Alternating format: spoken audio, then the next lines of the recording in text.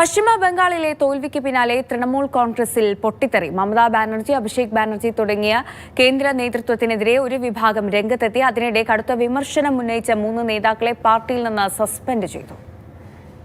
പശ്ചിമ ബംഗാളിൽ നേരിട്ട ദയനീയ തോൽവിക്ക് ശേഷം തൃണമൂൽ കോൺഗ്രസിനകത്തു നിന്ന് ശക്തമായ വിമർശനങ്ങളാണ് ഉയരുന്നത്.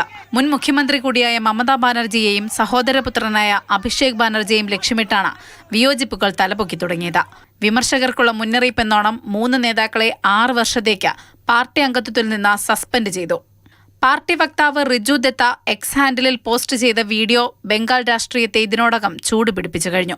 ഇപ്പോഴത്തെ മുഖ്യമന്ത്രിയായ സുവേന്ദു അധികാരിയോടും മറ്റു BJP നേതാക്കളോടും നടത്തിയ അപമാനകരമായ പരാമർശങ്ങൾക്ക് റിജു ദത്ത മാപ്പ് പറഞ്ഞു. അത്തരം പരാമർശങ്ങൾ നടത്താൻ TMCക്കുള്ളിൽ നിന്ന് വലിയ സമ്മർദ്ദവും ഭീഷണിയും നേരിട്ടതായും അദ്ദേഹം കൂട്ടിച്ചേർത്തു. वीडियो भी तृणमूल कांग्रेस के ऑफिशियल ट्विटर और फेसबुक हैंडल से छोड़ा गया था.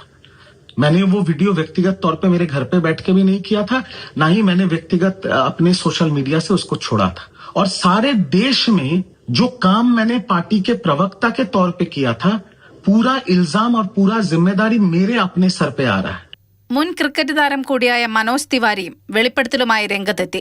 ഇത്തവണത്തെ തിരഞ്ഞെടുപ്പിൽ പാർട്ടി ടിക്കറ്റ് ലഭിക്കാൻ ഓരോ സ്ഥാനാർത്ഥിയോടും 5 കോടി രൂപ വീതം നേതൃത്വം ആവശ്യപ്പെട്ടെന്നാണ് വാദം. എന്നാൽ പണം നൽകാൻ താൻ വിസമ്മതിച്ചതായും മനോജ് തിവാരിയും പറയുന്നു. കൊഹിനൂർ മജുംദാർ, കാർത്തിക് ഘോഷ് എന്നിവരും പരാജയത്തെ തുടർന്ന് നേതൃത്വത്തിനെതിരെ രൂക്ഷ വിമർശനമുന്നയിച്ച തൃണമൂൽ നേതാക്കളാണ്.